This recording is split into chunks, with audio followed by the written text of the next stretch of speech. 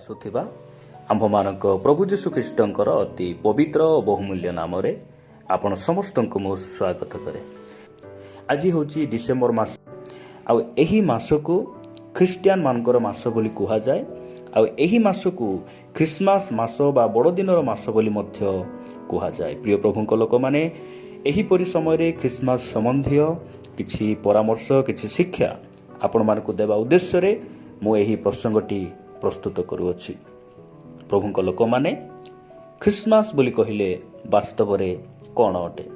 Christmas ବୋଲି କହିଲେ ନୂଆ ପୋଷାକ ପିନ୍ଧିବା, ଖ୍ରୀଷ୍ଟମାସ ବୋଲି କହିଲେ ଚର୍ଚ୍ଚକୁ ଡେକୋରେଟ୍ କରିବା, ଘର ପୋଛିବା, ପିଠାପଣା କରିବା, ଏହା ଖ୍ରୀଷ୍ଟମାସ ନୁହେଁ। ଆମେ ଅନେକ ସମୟରେ ଏହି ଖ୍ରୀଷ୍ଟମାସର ଉଦ୍ଦେଶ୍ୟ, ଖ୍ରୀଷ୍ଟମାସର ସେହି ନିଗୁଡ଼ ତତ୍ତ୍ୱକୁ ଆମେ ନ ବୁଝି ବିଭିନ୍ନ ଭୁଲ ଗୁଡ଼ିକ ଆମେ କରିବସୁ। ଆଜି ମୁଁ ଆପଣମାନଙ୍କ ନିକଟରେ 3ଟି ଭୁଲ କହିବା ପାଇଁ ଚାହେଁ, ଯେଉଁ ଭୁଲ କି ଖ୍ରୀଷ୍ଟମାସ ସମୟରେ ଅନେକ ଭାଇ ଭଉଣୀମାନେ କରନ୍ତି। ଖ୍ରୀଷ୍ଟମାସ ପାଳନକାରୀମାନଙ୍କର 3 ଗୋଟି ଭୁଲ ବିଷୟରେ ବାଇବେଲ ଆମ୍ଭମାନଙ୍କୁ କ'ଣ କହେ। ବାସ୍ତବରେ ଆମେ ଧ୍ୟାନ କରି ଦେଖିବା ଯେ ଆମେ ଖ୍ରୀଷ୍ଟମାସ ଅନେକ ଥର ପାଳନ କରିଛୁ, କିନ୍ତୁ ଏହି ଥର ଆମେ ଯେଉଁ ଖ୍ରୀଷ୍ଟମାସ ପାଳନ କରିବା ବା ଖ୍ରୀଷ୍ଟମାସ ଦିନ ଆମେ ପ୍ରଭୁଙ୍କ ଘରକୁ ଯିବା, ତାଙ୍କର ଉପସ୍ଥିତିକୁ ଯିବା, ସେହି ଭୁଲ ଆମେ ପୁନର୍ବାର ଯେପରି ନ କରିବା, ଏହି ଉଦ୍ଦେଶ୍ୟରେ ମୁଁ ଏହି ପ୍ରସଙ୍ଗଟି ପ୍ରସ୍ତୁତ କରୁଛି। ଆସନ୍ତୁ, ଖ୍ରୀଷ୍ଟମାସ ପାଳନକାରୀମାନଙ୍କର ପ୍ରଥମ ଭୁଲ କ'ଣ ଅଟେ? ଯଦି ଏହା ଆମେ ଜାଣିବା, ତାହେଲେ ଆମେ ପୁନର୍ବାର ସେହି ଭୁଲକୁ ଆମେ କରିବା ନାହିଁ। ଆପଣମାନେ ମୋ ସହିତ ବାହାର କରିବେ 1 କରିନ୍ଥୀୟ 5 ଅଧ୍ୟାୟ 8 ପଦ। 1 କରିନ୍ଥୀୟ 5 ଅଧ୍ୟାୟ 8 ପଦ।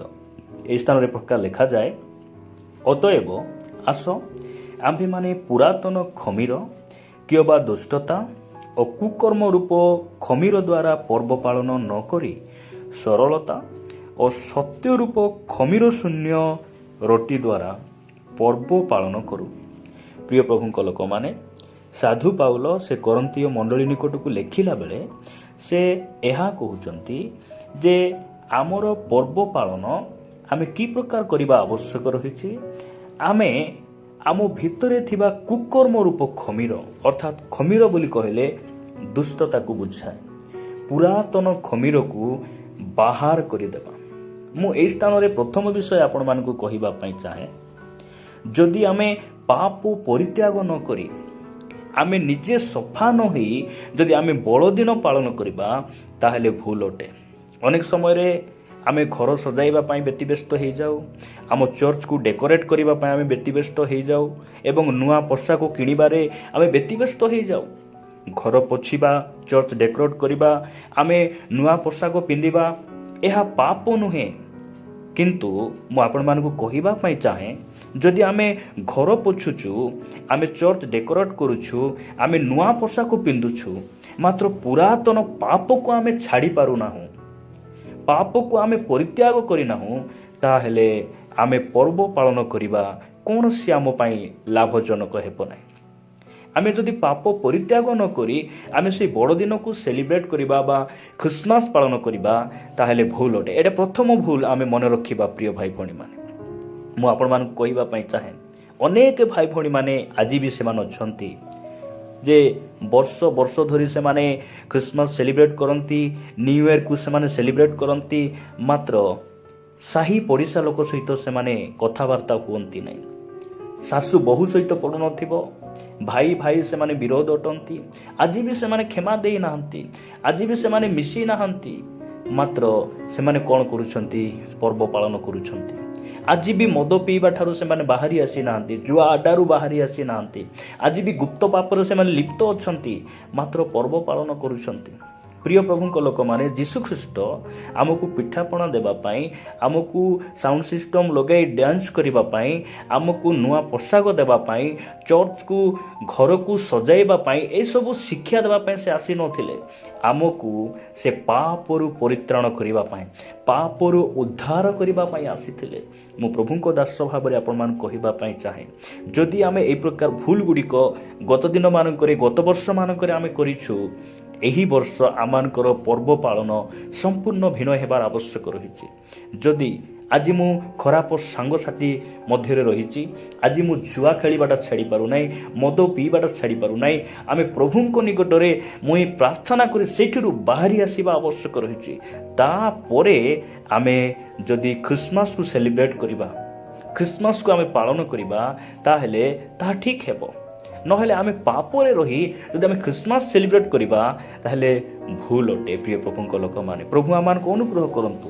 ମୁଁ ଦ୍ୱିତୀୟ ଭୁଲ ଆପଣମାନଙ୍କ ନିକଟରେ ରଖିବା ପାଇଁ ଚାହେଁ, ଯାହା ଅନେକ ଖ୍ରୀଷ୍ଟିଆନ ଭାଇ ଭଉଣୀମାନେ এই ଭୁଲ ଗୁଡ଼ିକ ସେମାନେ କରନ୍ତି, ଯଦ୍ୱାରା କି ସେମାନେ ଆତ୍ମିକ ଜୀବନରେ ବଢ଼ିପାରନ୍ତି ନାହିଁ। ଯଦି ଆପଣମାନେ ପଢ଼ିବେ ମୋ ସହିତ ଆପଣମାନେ ରୋମିଓ 13 ଅଧ୍ୟାୟକୁ ଆସିବେ। ସାଧୁ ପାଉଲଙ୍କ ଦ୍ୱାରା ଲିଖିତ ରୋମିଓ ପୁସ୍ତକ 13 ଅଧ୍ୟାୟ ତାର 8 ପଦରେ ଲେଖାଗଲା, ପରସ୍ପରକୁ ପ୍ରେମ କରିବା ବିନା ଆଉ କାହିଁରେ କାହାରିଠାରେ ଋଣୀ ହୁଅ ନାହିଁ, କାରଣ ଯେ ପରକୁ ପ୍ରେମ କରେ ସେ ବ୍ୟବସ୍ଥା ସଫଳ କରିଅଛି। ପ୍ରଭୁଙ୍କ ନାମର ଗୌରବ। ଏହି ସ୍ଥାନରେ ଆମେ ଗୋଟିଏ ବିଷୟ ଶିଖିବା ଆବଶ୍ୟକ ରହିଛି, ଜାଣିବା ଆବଶ୍ୟକ ରହିଛି ଯେ ପର୍ବ ପାଳନ କରିବା ଉଦ୍ଦେଶ୍ୟରେ ଋଣଗ୍ରସ୍ତ ହେବା ଭୁଲ ଅଟେ। ଖ୍ରୀଷ୍ଟମାସ ପାଳନ କରିବା ଉଦ୍ଦେଶ୍ୟରେ ଋଣଗ୍ରସ୍ତ ହେବା ଭୁଲ ଅଟେ। ଅନେକ ସମୟରେ ମୁଁ ଗାଁ ଗହଳିରେ ସେବା କରେ, ବିଭିନ୍ନ ଗାଁକୁ ଯାଏ, ମୁଁ ଅନେକ ଭାଇ ଭଉଣୀମାନଙ୍କୁ ଦେଖେ, ସେମାନେ ପର୍ବ ପାଳନ ନାଁରେ ଲୋକଙ୍କଠାରୁ ପଇସା ଧାର ଆଣନ୍ତି। ଦୁଃଖ ଲାଗେ। ଖ୍ରୀଷ୍ଟିଆନ ଲୋକମାନେ ସେମାନେ ଋଣ ନେବା ଲୋକମାନେ ନୁହନ୍ତି। ପ୍ରିୟ ଭାଇ ଭଉଣୀମାନେ, ପ୍ରଭୁଙ୍କ ଲୋକମାନେ ଲୋକମାନଙ୍କୁ ଋଣ ଦେବେ, କିନ୍ତୁ ସେମାନେ ଋଣ ନେବେ ନାହିଁ। ପ୍ରଭୁ କହନ୍ତି ତୁମେ ଋଣ ଦେବ, ଋଣ ନେବ ନାହିଁ। ମାତ୍ର ଦୁଃଖର ବିଷୟ, ଯେଉଁ ସମୟରେ ଏହି ବଡ଼ଦିନ ଆସେ, ଖ୍ରୀଷ୍ଟମାସ ସମୟ ଆସେ, ଅନେକ ଭାଇ ଭଉଣୀମାନେ ସେମାନେ ଋଣଗ୍ରସ୍ତ ହୋଇଯାଆନ୍ତି। ଏହି ସ୍ଥାନ ଲେଖାଯାଏ ଯେ ପରସ୍ପରକୁ ପ୍ରେମ କରିବା ବିନା ଆଉ କାହିଁରେ କାହାରିଠାରେ ଋଣୀ ହୁଅ ନାହିଁ। ଆମେ ଋଣୀ ହେବା କଥା ନାହିଁ, କାରଣ ଆଜି ଅନେକ ସେହି ଋଣ ରୂପ ଫାନ୍ଦରେ ପଡ଼ିଛନ୍ତି, ଯଦ୍ୱାରା କି ସେମାନଙ୍କୁ ଚର୍ଚ୍ଚ ଯିବା ପାଇଁ ସମୟ ହେଉନାହିଁ, ସହଭାଗିତା ଆସିପାରୁନାହାନ୍ତି, ପ୍ରାର୍ଥନା କରିପାରୁନାହାନ୍ତି, କାର୍ଯ୍ୟ ସେମାନଙ୍କୁ କାମରେ ବ୍ୟତିବ୍ୟସ୍ତ ସେମାନେ ହେଇଗଲେ। କାରଣ କାମ ଯଦି ଯିବେ ନାହିଁ ତାହେଲେ ସେମାନେ ଋଣ ଛୁଟି ପାରିବେ ନାହିଁ, ଋଣ ବାନ୍ଧି ପାରିବେ ନାହିଁ। ଏହା ହେଉଛି ଗୋଟେ ବନ୍ଧନ ଅଟେ, ଆତ୍ମିକ ଜୀବନରେ ଆମକୁ ବଢ଼ିବା ପାଇଁ ଦିଏ ନାହିଁ। ମୁଁ କହିବା ପାଇଁ ଚାହେଁ, ଖ୍ରୀଷ୍ଟମାସ ପାଳନ ଉଦ୍ଦେଶ୍ୟରେ, ବଡ଼ଦିନ ଉଦ୍ଦେଶ୍ୟରେ ଋଣଗ୍ରସ୍ତ ହେବା ଭୁଲ ଅଟେ। ଆମେ କେବେ ମଧ୍ୟ ଋଣଗ୍ରସ୍ତ ହେବା କଥା ନାହିଁ। ଖ୍ରୀଷ୍ଟମାସ ସମୟରେ ସ୍ଥାନ ଛାଡ଼ି ଅନ୍ୟ ସ୍ଥାନକୁ ଲୋକମାନେ ସପିଂ କରିବା ପାଇଁ ଯାଆନ୍ତି। ଓଡ଼ିଶାରୁ କେତେ ଆନ୍ଧ୍ର ଯାଉଛି, ଜଗଦଲପୁର ଯାଉଛି, ରାୟପୁର ଯାଉଛି, ବିଭିନ୍ନ ସ୍ଥାନକୁ ସେମାନେ ଯାଇ ସପିଂ କରନ୍ତି। ଖ୍ରୀଷ୍ଟମାସ ସମୟରେ ଆମେ ଭଲ ପୋଷାକ ନ ପିନ୍ଧିଲେ ମଜା ଆସିବ ନାହିଁ। ଲୋକମାନଙ୍କ ବୁଦ୍ଧି ତାହା। ପ୍ରଭୁ ଆମକୁ ନୂଆ ପୋଷାକ ଦେବା ପାଇଁ ଆସିଲେ ନାହିଁ, ଆମକୁ ଋଣରୁ ମୁକ୍ତ କରିବା ପାଇଁ ଆସିଲେ, ଆମକୁ ବନ୍ଧନରୁ ମୁକ୍ତ କରିବା ପାଇଁ ଆସିଲେ। ସେଥିପାଇଁ ଏହି ଭୁଲ ଆମେ କରିବା ନାହିଁ।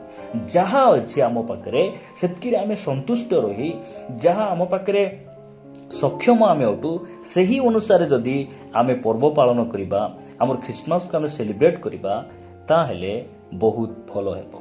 ଆମେ ଏହି ଭୁଲ ଗୁଡ଼ିକ କେବେ ମଧ୍ୟ ଆମେ କରିବା ନାହିଁ। ପ୍ରଭୁ ଆମମାନଙ୍କୁ ଅନୁଗ୍ରହ କରନ୍ତୁ। ମୁଁ ତୃତୀୟ ବିଷୟ ଆପଣମାନଙ୍କ ନିକଟରେ ରଖି ସମାପ୍ତ କରିବା ପାଇଁ ଚାହେଁ। ଆପଣମାନେ ମୋ ସହିତ ରୋମିଓ ପୁସ୍ତକ 1 ଅଧ୍ୟାୟକୁ ଆସିବେ। 1 ଅଧ୍ୟାୟ ତାର 16 ପଦରେ ଲେଖାଯାଏ, କାରଣ ମୁଁ ସୁସମାଚାର ସମ୍ବନ୍ଧରେ ଲଜ୍ଜାବୋଧ କରେ ନାହିଁ, ଯେଣୁ ତାହା ପ୍ରତ୍ୟେକ ବିଶ୍ୱାସୀ ପକ୍ଷରେ ପରିତ୍ରାଣ ନିମନ୍ତେ ଈଶ୍ୱରଙ୍କ ଶକ୍ତି ଅଟେ, ପ୍ରଥମତଃ ଜିହୁଦୀ ପକ୍ଷରେ ଆଉ ମଧ୍ୟ ଗ୍ରୀକ୍ ପକ୍ଷରେ।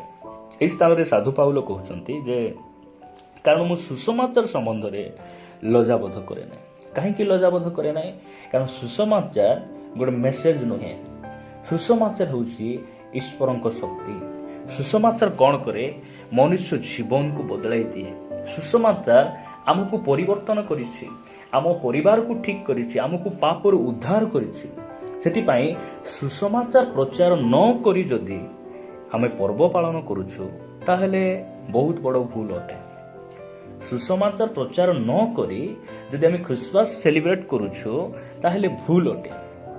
ଆମର ଖ୍ରୀଷ୍ଟମାସ ପାଳନ ଦ୍ୱାରା ଆମମାନଙ୍କର ପିନ୍ଧା ଅଡ଼ା ବା ଆମମାନଙ୍କର ୱାର୍ସିପ୍, ଆମମାନଙ୍କର ଯଦି ଆମେ ଚର୍ଚ୍ଚ ସଜାଉଛୁ, ଚର୍ଚ୍ଚ ସାମ୍ନାରେ ଆମେ ଟେଣ୍ଟ ମାରୁଛୁ, ସବୁ କାର୍ଯ୍ୟକ୍ରମ ଦ୍ୱାରା ପରମେଶ୍ୱରଙ୍କର ସୁସମାଚାର ପ୍ରଚାରିତ ହେବାର ଅଛି।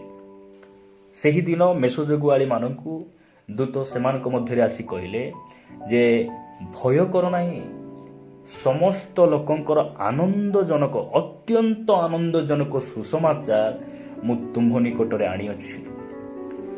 ଏହି ଖ୍ରୀଷ୍ଟମାସ ସମୟରେ ଆମେ ଖ୍ରୀଷ୍ଟିଆନ ଲୋକମାନେ ଗୋଟେ ବିଷୟ ଧ୍ୟାନ ଦେବାର ଆବଶ୍ୟକ ରହିଛି ଯେ ମୁଁ କୌଣସି ଏକ ମାଧ୍ୟମ ଦ୍ୱାରା ମଧ୍ୟ ଯାହା ହେଲେ ବି କେମିତି ଉପାୟରେ ମଧ୍ୟ ମୁଁ କ'ଣ କରିବି, ସୁସମାଚାରକୁ ପ୍ରଚାର କରିବି। ଦୁନିଆର ସମସ୍ତ ଲୋକମାନଙ୍କ ପାଖରେ କେବଳ ସମାଚାର ରହିଛି, ମାତ୍ର ଖ୍ରୀଷ୍ଟିଆନ ଭାଇ ଭଉଣୀମାନଙ୍କ ମଧ୍ୟରେ, ଖ୍ରୀଷ୍ଟିଆନ ଭାଇ ଭଉଣୀମାନଙ୍କ ହାତରେ, ସେମାନଙ୍କ ପାଖରେ ପରମେଶ୍ୱର କ'ଣ କରିଛନ୍ତି, ଅତ୍ୟନ୍ତ ଆନନ୍ଦଜନକ ସୁସମାଚାର ସେ ଦେଇଛନ୍ତି। ସେଥିପାଇଁ ଆମର ପର୍ବ ପାଳନ ଦ୍ୱାରା, ଆମମାନଙ୍କର ଖ୍ରୀଷ୍ଟମାସ ସେଲିବ୍ରେଟ୍ ଦ୍ୱାରା ଏହି ମାସରେ ଆମେ ସୁସମାଚାର ପ୍ରଚାର କରିବା ଆବଶ୍ୟକ ରହିଛି। ଯଦି ଆମର ପର୍ବ ପାଳନ ଦ୍ୱାରା ସୁସମାଚାର ପ୍ରଚାରିତ ହେଉନାହିଁ ତାହେଲେ ଭୁଲ ଅଟେ। ଆମେ ଚେଷ୍ଟା କରିବା ଯେ ଯୀଶୁଖ୍ରୀଷ୍ଟ ପ୍ରଭୁ ଅଟନ୍ତି।